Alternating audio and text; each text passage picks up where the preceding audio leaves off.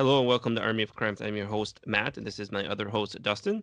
And today we are going to be looking at The Eternals by Jack Kirby and the recent independent horror movie, The Witch, written and directed by Robert Eggers. That is all accurate information, Matt. Yes, it is. Which one of these things would you like to discuss first? I have kind of a spiel on The Witch, which I just watched last night. I watched it directly before going to bed. It's a good time to watch The Witch. Which was not perhaps the best decision. Did you get scared? I was scared. We'll just talk about The Witch then, I guess. Let's just talk about The Witch first.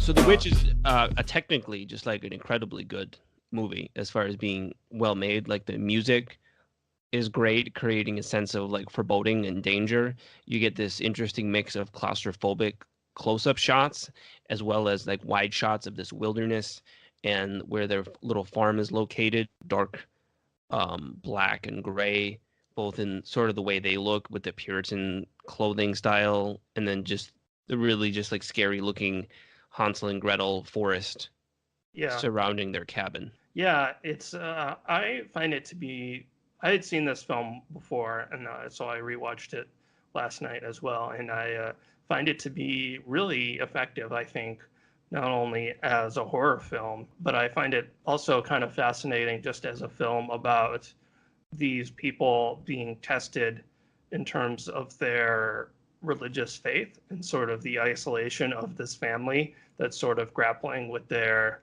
kind of like really extreme religious beliefs that sort of like govern like every aspect of their lives. Though I did want to say, as far as the dark foreboding forest, I remember there was one shot in particular, I don't know if you remember this, where there's the boy is like kind of like trying to like trudge through all of these like dense sticks and tree branches and stuff, and the music is like really kicking in, and it's sort of like struggling through this just like mass of like an evil like tangle of branches. Like there's some imagery in that vein that's, I think, like extremely effective. I think the music, like you mentioned, does a lot too in terms of setting up this like mood of, you know, foreboding and death and evil. Kind of reminded me of, have you seen the Lars von Trier film Antichrist? I actually have not. Well, that's a whole other thing that we won't get into. But as I recall, there's a tagline for the film, or a line of dialogue in the film, that says that nature is Satan's church. And it kind of also takes place in sort of an evil forest. And it kind of made me like think of that. Like once you venture into the woods, you're in, you know, an evil realm, or a realm where man and godliness no longer has hold. Yeah, I think it's incredibly effective as a horror movie. It's interesting because there really isn't any jump scares where things are like leaping out of the background at you. It just creates this really unsettling atmosphere. And there's moments where you just know that something terrible is going to happen next. And you're just like staring at the screen, like waiting to see what would happen, like just in dread anticipation. Like you're talking about the part where he's crawling through the forest. In theory, you could shoot someone crawling through a forest and it would not look dangerous or scary at all. But you have a person crawling through a forest and it's like they're crawling through like some kind of hellscape or something. And you just know something absolutely terrible is going to happen to them. Yeah, and I think the spare editing really helps, in the fact that the film will often hold on a shot without having to like cut around between a bunch of coverage, which I really like, and I think does like an effective job of helping to build the foreboding. And like you say, it's not the kind of editing where you would like cut to a scare kind of thing, which is not, I mean, which can also be effective and is kind of the more standard horror film editing. It's almost edited more like, you know, like a drama, or like even like an art film. Like I definitely thought of both Bergman and Carl Dreyer while watching this, because they both also have made many extremely intense films about religious faith and about people sort of grappling with their religious faith. And movies with intense close-ups of people's faces. Yeah, like intense close-ups of faces that are kind of held for a longer than expected period of time. Right. It creates this like almost existential dread because you have people that really are trying to grapple with something that they do not have the tools or wherewithal to grapple with this. It makes it very clear from the beginning of the film, so this is not even close to a spoiler, that they are in fact grappling with some kind of supernatural evil. It is not in their heads. There really is a Right. supernatural evil. It makes that clear like right from the beginning. And I did not know that going into it because I don't try and read about stuff before I watch it. So going into this, I didn't know, is there really a witch? Is there not a witch? I mean, it's called The Witch. It's about Puritans. You don't really know. It makes it very clear that they are dealing with something supernatural. Their frame of reference is religion, and they're grappling with that the best they can, but they are really out of their element. They are in the depths here more than they even understand. So Yeah. there's this almost like they're lost at sea dramatically or thematically. Well, they've chosen to isolate themselves from their fellow Puritans, I guess, for reasons which are not entirely clear, but seem to do with some sort of like a religious schism. Like if this family's beliefs seem to be more severe than the other, than their brethren. So they've chosen to like isolate themselves out in the woods, which obviously ends up being a huge mistake. And it's interesting too because the film, like you said, it shows you right away that yes, the evil forces that they're afraid of are in fact very real. And then it kind of like gives you a horror film from a Puritan perspective where these ideas of like witches and like signing your name in the devil's book and these other kind of like folklore ideas of witches and the devil are in fact all true. So it's like giving you a horror film like as if it was almost like made by a Puritan. Right. I had the idea while watching that if it wasn't so obviously inappropriate, it would be a tremendous movie to show when I teach, because I've taught the Crucible before in high school, and obviously you wouldn't show this at a school because it's really not appropriate for that. But it does a tremendous job of showing the mindset of the characters. Like it's a movie from the perspective of the characters in it. It's basically like, what if their worldview was 100% accurate and that's how the world really was?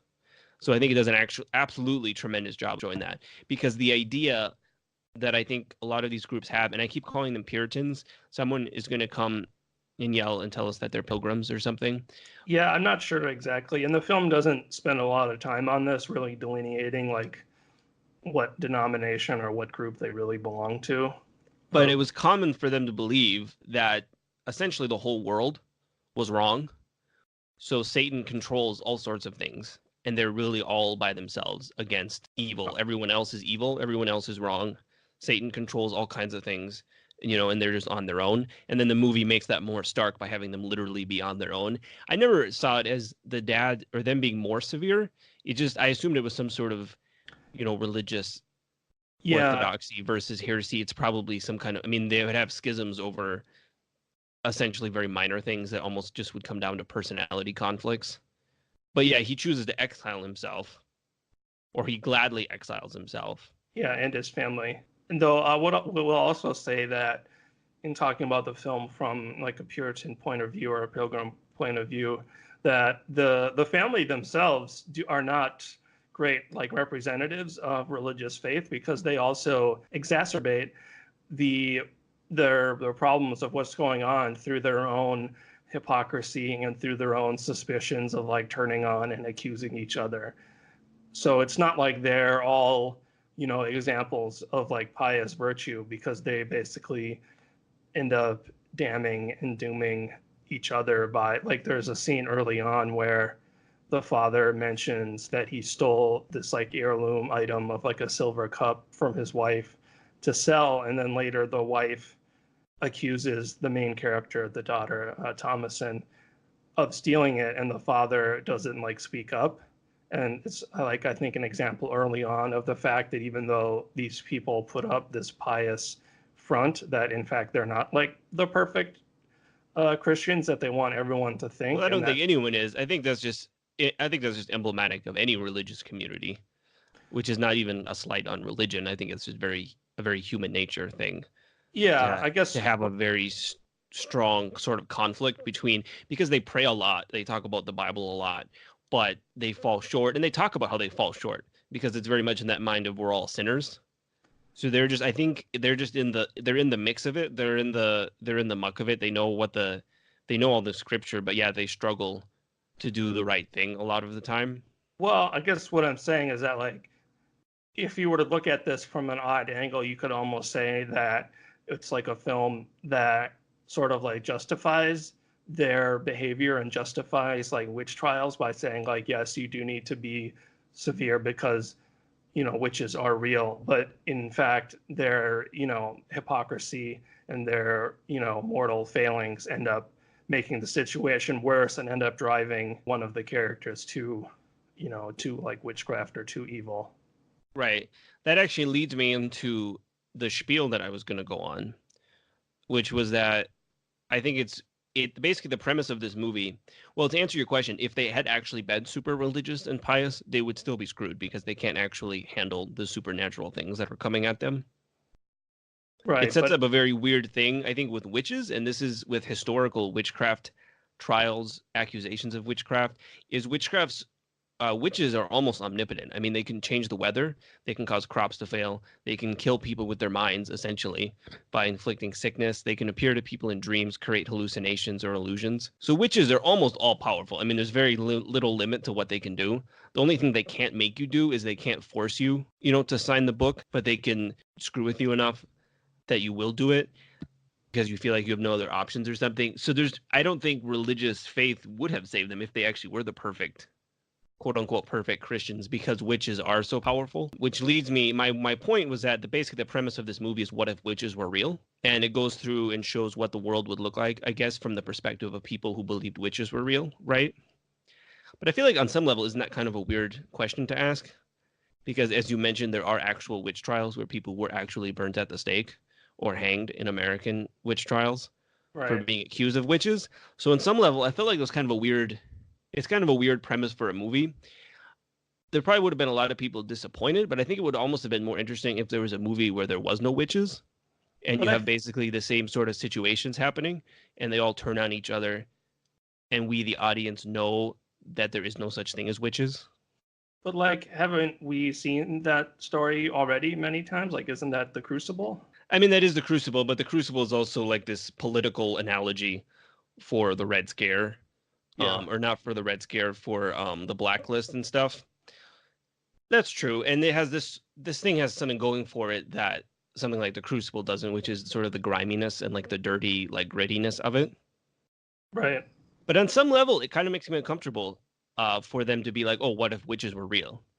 I feel like that's kind of weird because it is a thing that innocent people were literally killed for being accused of. Right. Yeah, I to me the sort of like escape hatch out of that is the fact that you know the moral failings of the family and their hypocrisies as um, religious people is what ends up helping to doom them. So I feel like to me that's kind of where it gets out of that viewpoint. Like for example, and the father himself talks about this, but his pride in separating himself from the community, you know, helps to like damn them. And the mother is like suspicious of her daughter's sexuality and thinks that she's like trying to seduce her brother and her father, and that ends up like clouding her judgment. And then like the father like steals things and like lies to his wife. So to me it's kind of like the, you know, failings and the hypocrisies of sort of allegedly pious family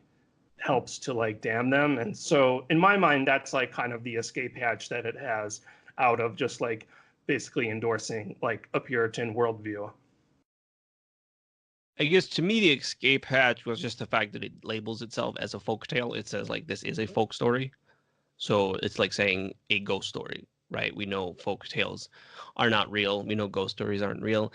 But it did make me, I felt it was odd because the film itself, even though I think you're right in that it's trying to sort of show you the whole messy thing and all the ins and outs, on some level, it does endorse some kind of patriarchal worldview. See, I would say that it in fact does not, because it shows how, you know, in the world of the film, the patriarchal worldview that the characters exhibit is what ends up driving, you know, one of the characters to sign their name in the book.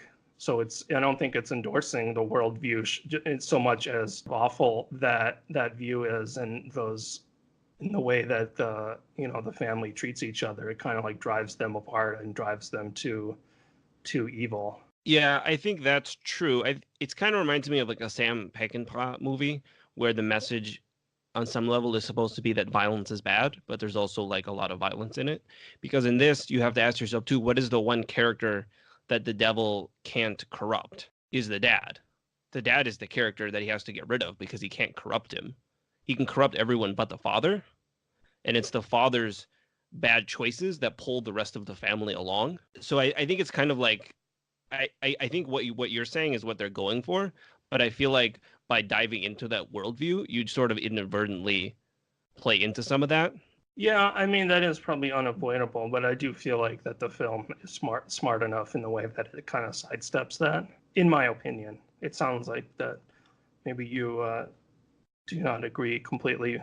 I feel like it just starts to get kind of murky once you're that far into that. It's like I said, it's a tremendously made movie. I mean, like I said, I watched it right before I tried to go to sleep, and it did make that process more difficult. We won't get into it in detail, but what did you think of the ending? I find the ending of this film to be enormously sort of brave and really haunting and really like kind of terrifying and really memorable. I would agree with all of that, but I unfortunately, see, this is where I have to throw another quibble in, is I think it circles back around to what I was just saying, and this sort of defeats the whole premise of witchcraft trials in real life, or witchcraft witch hunts, accusing people of being witches, is they can basically do anything. So nobody ever really has a chance against them. So if they can successfully screw with everyone or drive people insanity, I mean, there's no way you could stop them, really. So it's yeah, no, I think it's a very good ending, and I was like really struck by it, and like the way it's done is tremendous. So I agree that it's a really good ending. I feel like the thematically you get into that weird area, and this really isn't even the movie's fault, just choosing to tackle something about witches and using, historical information about the things witches were accused of doing, which was damaging livestock, damaging crops, causing sickness, that sort of thing, is there's really no way you can stop them. Well, sure, because when you invent witchcraft as a boogeyman, you can just use it to blame on everything. Right. Basically, the bad guy is a wizard and no one else, and there's no other wizards. So if the bad guy wins or doesn't win, I mean, there's really nothing you can do to stop them. So yeah, I think it is a good ending. I feel like, again, it thematically gets a little weird when you're essentially making a movie from the perspective of a Puritan. And yes, you do show how hypocritical their whole system is, right? Because it is a patriarchal family, but the dad is really putting them all in a terrible situation, and the family members are all turning on each other and that sort of thing. I do feel like thematically it gets weird, and I guess that's just a complaint against a lot of horror movies like ghost stories or haunted house stories, when there's really no limit to what the enemy can do or what the person hunting you can do. It's like in a horror film where normally the person who says that ghosts aren't real would be correct, and it turns out that, of course, in horror films they're always wrong. To wrap up this discussion of The Witch, I just have one question for you, which is, would thou like to live deliciously? Yeah, Black Phillip is pretty tremendous.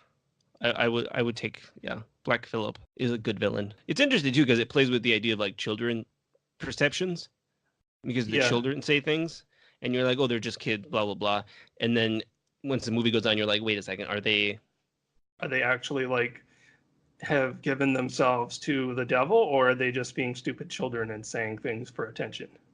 Which again goes back to the whole concept of witch is weird, because during, I mean, European witch trials, you literally have children being sentenced to death for admitting to having like sexual intercourse with Satan, and it's just completely bonkers.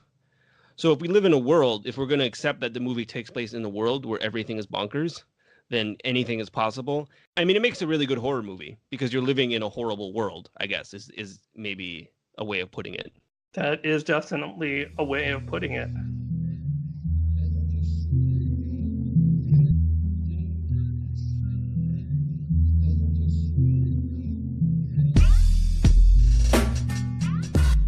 So now we are going to shift gears and talk about shift gears slightly. Ever so slightly into a comic book series from the late 70s called The Eternals. So I'll give a quick rundown of what the Eternals is. This, like I said, is from the late 70s. It was published by Marvel Comics. It was written and drawn by Jack Kirby. And it is about, oh boy, what is it about? It is about, I believe the blurb is, if you liked Chariot of the Gods, you'll love the Eternals. yeah, it's riffing on this sort of like ancient aliens ideas that Jack Kirby had found fascinating throughout his career. And so essentially, it's about these space gods who return to Earth, who are called the Celestials, and they are there to cast judgment on the wiseness of the human situation, because it turns out that they, in fact, invented the human race in ancient history, and they are now going to decide if the human race is worthy of continuing to exist. And back then, they also invented these two other sort of like related to human species called the deviants and the eternals. And the deviants are sort of like monsters, and the eternals are these immortal superpowered beings that live on a mountaintop. And it's explained that the human myths throughout history of devils and demons, or perhaps witches, are due to the existence of the deviants, and our mythology about ancient gods and goddesses and heroes like Hercules are due to the existence of the Eternals. So the comic is about the Celestials returning to Earth to cast judgment on the human race, and the deviants and the Eternals basically coming out of hiding. In my mind, this is an amazing and awesome premise. And when I started reading this, I was 100% on board. Now, given the whole comic history thing, this is after Jack Kirby leaves Marvel, goes to DC, creates the Fourth World, among other things, and then goes back to Marvel. Yeah. I was going to say it's his third crack at the super secret race that lives among us. Because, sure. Because in some ways it's similar to the Inhumans, who are also experimented on by aliens, who are like Fantastic Four supporting characters and live in a secret city somewhere on Earth. And in some ways, I think it's very similar to the Fourth World, who are like god figures, like space gods. Yes. And then you have the Eternal. So it's kind of his third crack at a similar concept. And it's perhaps worth mentioning that even though this was published by Marvel Comics, it was actually not intended to be part of the larger Marvel universe of characters. That kind of came later through editorial fiat. At the time, he intended it to just be its own standalone story. So one of the best things I would say about the Eternals is the art. Oh yeah, this is Jack Kirby, kind of like at the, arguably sort of like at the peak of his creative powers as an artist. Now, obviously, we're trying to talk over the internet to you about art that you can't see. So I will try and post a bunch of the images, but the art is amazing. So you've got the design on the Celestials, who are now part of the Marvel Universe as a whole. They're really the only thing from this that successfully jumped into the rest of the Marvel Universe, because they're in, for example, the Guardians of the Galaxy movies, among other places. So the design on the Celestials is great. They're the giant multicolored space gods with different shaped heads and hands, and they're covered in intricate designs. Yeah, they're like thousands of feet tall, wearing these crazy suits of armor that are like covered in sort of like Incan geometric patterns. Yeah. And every one of the Eternals looks, they all have these wild costumes, and then they're all sort of vaguely based on mythological characters. And then you have the Deviants, and the part of the Deviants thing is they're essentially unstable shapeshifters, so they all have different shapes. And you have the Deviant City underground, which is like sunken Atlantis, which is great. They live at the bottom of the ocean. So if you've ever thought that Jack Kirby should do a thing with 1,000-foot space gods wearing multicolored battle armor and just have the whole thing be filled with vistas of huge ruins and underwater cities, then the Eternals is definitely up your alley. Yeah, so I found all that stuff great. Like the part where the Celestial actually attacks the underwater city, that is just incredibly awesome. Yeah, you have this like 1,000 thousand. It's like I think they're said somewhere that they're 2,000 feet tall, and you can just see this giant hand like reaching up over these like skyscraper buildings and sort of coming down and just like crushing this city that's underwater, and it's like starting to flood everywhere. And they're like desperately trying to like there's a double splash page of the deviants desperately trying to like fight back against it in vain. Yeah, you know what also I would say is that this it has so many like great characters too and like great concepts. Like every, and there's so many great like double splash pages. Like as you're reading it, you get kind of giddy when you get to the end of a page and a character is like, look out, because you know that when you turn the page, it's going to be some like insanely wild, crazy image. For example, there's an issue called The Astronauts, where, do you remember this one? Yes.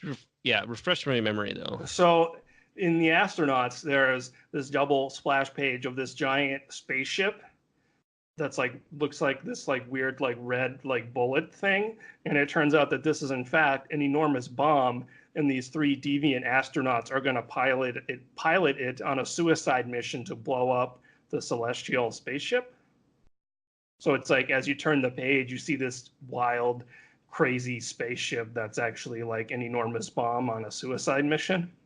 Yeah, there's a great splash page too of double page spread of the Celestial standing ready to pass judgment on the Earth, and he literally has the program to destroy the planet on his thumb. So it's like a literal thumbs up or thumbs down. Yeah, And he's holding out his thumb hand. literally casts the thing that will destroy the planet. Yeah, he has this like circuitry drawn on his thumb on his hand where he'll like cast judgment on the human race. One of the things that I thought was interesting about the Eternals is it starts off and you say the Eternals are the gods. Okay, they're the good guys. The Deviants are the demons or what have you, and they're the bad guys. But once you get into it, it actually gets a lot more morally gray, because we see that the Deviants in their own way have a very hard lot in life. They live in a sort of authoritarian state that has an emphasis on like genetic cleansing and different kinds of nasty things, but they're not inherently evil. There's no reason why some deviants can't be good guys, and there are, deviant characters. And similarly with the Eternals, we do eventually meet Eternals that are evil. The Celestials themselves are not really good or evil. They're space gods and they're creators, but on some level they seem like bad guys, because why are they going to blow up the whole planet? I mean, so there's actually a degree of moral ambiguity once you get into the story that you really wouldn't have expected when you first started. Because when you first started, you've got the blonde-haired, blue-eyed guy who can shoot beams from his eyes and fly around. He's basically like Superman or something. And you're like, oh, okay, he's the hero. And he is a hero character, but it does get a lot more complex, and you do meet a lot of other interesting characters. There's deviants who are heroes, like I said, and there's evil Eternals. And in fact, one of my complaints of it is some of the characters you meet first are actually the more boring characters. Such as, are you talking about Icarus? Yeah, so like I could leave Icarus behind, I think, for sure. I don't know if you do need Icarus. He's kind of like your generic hero character, your good guy. And maybe that's the intent, is that he's like an archetype. But if you look at Reject or Caracas, the deviant heroes. Yeah, those guys are great. Yeah, there's Thena, who is an Eternal, and she basically goes down to the deviant city with this deviant guy named Crow. It's kind of said that they used to have a romantic relationship back in the day, like thousands of years ago or whatever. And she rescues these two deviants, and one of them looks like an attractive human male, and his name is Reject, and he's just like a mindless killing machine. And then there's this giant like red monster guy named Krakus, who's actually like really polite and like really smart. And they like kind of leave together and then have like an adventure. Yeah, and he also folds in some of those 50s like monster comics thing, because that's definitely where the design on Caracas reminds me of. Yeah. Well, he's kind of like the Thing too. Right, he's similar to the Thing, yeah. Yeah, those guys are great. And then there's like a forgotten deviant or Eternal who like lives under the city. Right. And that's like, another great character. And then you see some of that moral ambiguity, because he's essentially on permanent probation for trying to help the humans too much. Yeah. And then there's like Cersei, who's of course an Eternal named after the mythological character, who's sort of like a kind of like a trickster. And there is another trickster named Sprite, and there's like In Mercury. character, because their first introduction to him is that he's gonna masquerade as the devil to start like World War III. So you're like, oh, he's the bad guy. Are you talking about Crow? Yeah. Yeah, he is basically trying to trick the humans into going to war against the Celestials by looking like Satan and getting the humans all riled up. Because it's said that the Deviants once went to war against the Celestials and lost. Right. And they used to rule the earth and use the humans as slaves. Those dang humans. So yeah, I love the Eternals. I think it's great. I feel disappointed as I say this in the year 2019 that they've never really been used in the rest of the Marvel universe. Maybe that's a blessing in disguise. They never got turned into something weird. It seems weird because I feel like there's a lot of lesser Kirby concepts that get mined until you hit bedrock and there's nothing left. And for whatever reason, the Eternals are largely left alone. And like I said, maybe that's a blessing in disguise. And of course, I'm saying this in the year 2019. By the time someone is listening to this, with our post-singularity uploaded brains living inside a server on Mars, there could be 27 Eternals movies or something, because apparently they are going to adapt a movie. So who knows? But I always thought it was weird they didn't use the Eternals more, because some of the characters are so great and they're ostensibly living in the Marvel universe. But like, why would you want someone who is not Jack Kirby to do this? This is such like a Kirby thing. It doesn't really seem. And once you fold them into the Marvel universe, they don't really make all that much sense, because in the Marvel universe, you do actually have Thor and Hercules like exist. So like once you put them in there where the gods actually do exist, it doesn't really make all that much sense. Yeah, it's sort of nebulous how that would work. You mentioned that Marvel forced him to be in the Marvel universe. I noticed they mentioned Nick Fury in an early issue. Yes. So it does seem to be in the Marvel universe. I guess maybe it's at a nebulous time. Maybe it's before all the superheroes came about, because obviously there's Celestials rampaging around the Earth, and the Avengers don't swoop in or anything.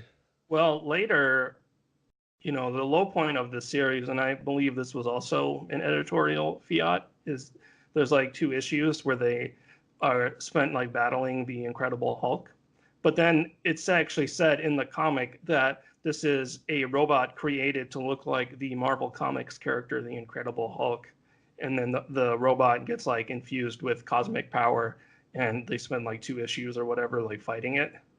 So in the comic itself, it says that Marvel Comics are a thing. Like it does not, it's not meant to like. I think that was Kirby's way of trying to make Marvel happy by putting the Hulk in it, while also having his own way by writing like the Hulk doesn't exist in this world. This is like based off the comic book character. Right, but he mentions Nick Fury by name in like passing. Nick Fury is mentioned, and but I mean, Shield. This comic makes a lot more sense and works a lot better on its own. And I don't know. It does. So when I'm saying that, I guess that they use more, I don't necessarily mean that they could all get stuck in the Avengers, I guess. And like you said, maybe it's better that nobody tried to ape Kirby. I know there's a 12-issue Eternals miniseries too. Neil Gaiman's Eternals miniseries is actually pretty interesting with some good John Romita Jr. art, but that takes us somewhat far afield. I believe some of the Eternals actually have been in the Avengers before. I believe Cersei has been in the Avengers. I know she's been in the Avengers. I don't remember if anyone else has, but yeah, I mean, to my mind, this would have just worked best if they would have just let Kirby finish the story, because it got canceled and it doesn't really wrap up most of the major plot lines, unfortunately. So to my mind, this would have been better if it would have just been its own self-contained thing and they would have just let him finish it. Right. I think definitely if they let him to see where it was going. I was going to say, it also reminds me of his 2001 A Space Odyssey adaptation, actually. Yeah, it is very reminiscent of that, because that's also about these like space gods seeding human life on Earth. It's kind of a shame, because the Eternals is so good as a comic series, especially like the first half, that then you just see like Marvel editorial sticking their stupid hands in it and then canceling it, and it's just sort of like this unfinished masterpiece. But it's definitely, it's for what it is, for what we have of it. It is superb. It's like every page you turn, there's just like more wild creativity and more ideas and more just like beautiful, extremely like Kirby-esque spaceships and force fields and just insanely like beautiful vistas of battles and ancient cities and so on and so forth. Yeah, I think it compares quite well to the Fourth World, which has a much better name recognition as being a sort of similar concept. I think the only thing the Fourth World can definitely hang over it is probably having Darkseid as the villain. If we're going to compare the two, and we don't have to, I guess. But the Eternals compares very favorably to the much better known Fourth World. Like I said, I think the Fourth World has better villain, Darkseid, Apocalypse, Anti-Life Equation, that kind of thing. But the Eternals has perhaps better designs, better art on the Celestials and all that other stuff you were mentioning, the ancient aliens things and the vistas, the ancient cities, sunken Atlantis, all that.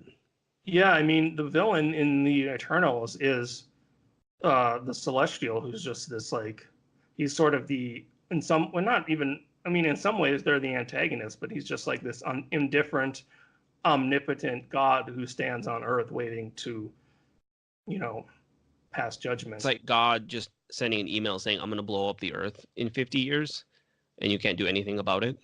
Well, I mean, he's deciding whether to do it based on his own criteria that no one else really has any influence over, as far as we can tell. Right. It's very ominous either way. What was your favorite issue or favorite character? I think the one that really stands out and is kind of an art thing is when the Celestial attacks the underwater city, Lemuria. My favorite characters would probably be Reject and Caracas, though. So, like when we first go to the Deviant City with Crow and Thena, and you see all the different Deviant, like the mutations, and they have this like authoritarian battle arena almost. I mean, it's like a fascist state or something. I like that whole stretch. I mean, it kind of just gets better as it goes on, and then it kind of fizzles out at the end. Yeah, the issue that you're talking about is number 10, called Mother. It says, the city that died twice. I really like the one that right after that is kind of fun, called The Russians Are Coming, where you have a Celestial that appears in Siberia, and it's like the Soviet general trying to decide what to do.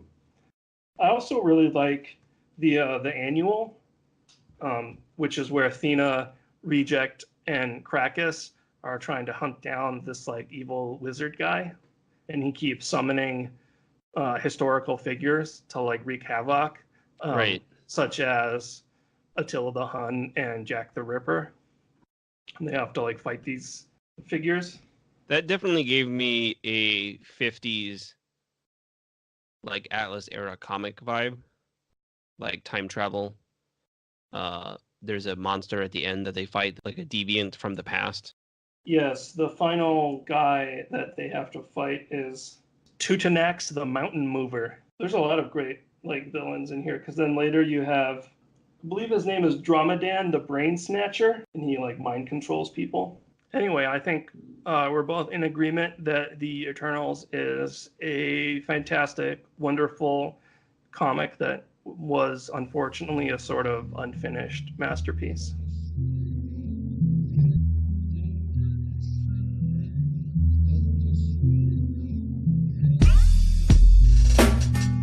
Do you have a recommendation there, friend and brother Matthew?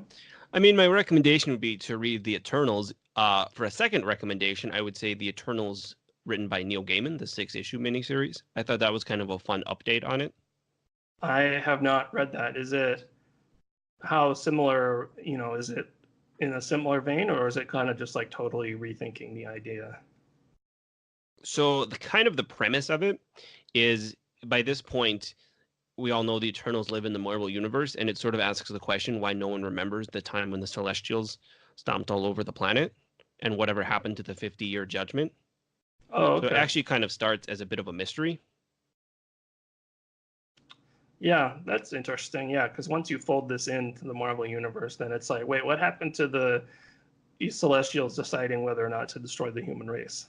So I would recommend that. If obviously I would recommend the Eternals too, but the Eternals by Neil Gaiman with, like I said earlier, some good John Romita Jr. art. Yes, the Eternals by Neil Gaiman and John Romita Jr. Matt. There are two authors. Apologies to all artists in the world. On behalf of all artists in the world, even though I am not an artist, I accept your apology. My recommendation would be another Jack Kirby comic that came out after the Eternals, after he finally left Marvel and DC for the final time after going back and forth between them repeatedly. He worked for a couple of independent publishers in the 80s and published a graphic novel called Silver Star, which I find to be really fascinating. And it's about this kind of like super soldier who was genetically engineered to survive nuclear war. And he has sort of like an opposite, like evil kind of character as well.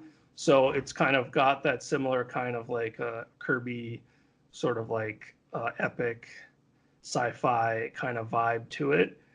And it's available in it's in print, I believe, currently from, I think Image might have bought the rights to it or something, but it's a standalone graphic novel. So no more, Marvel canceling the series halfway before it's over, thankfully.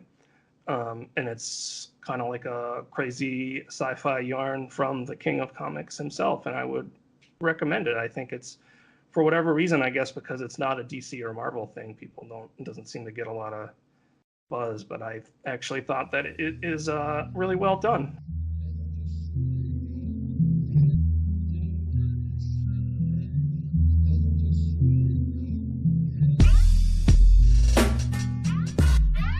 Go off, King. That's our show. Website is armyofcrime.com, where you keep a master list of all the topics and recommendations. If you want to buy any of them because we made them sound great, you could do so through our link, which is a tremendous and easy way of helping pay for our humble expenses. You can find us on Twitter. I am at Army of Crime, and Dustin is at Dustin44444. And remember, kids, as Black Phillip would say, always live deliciously.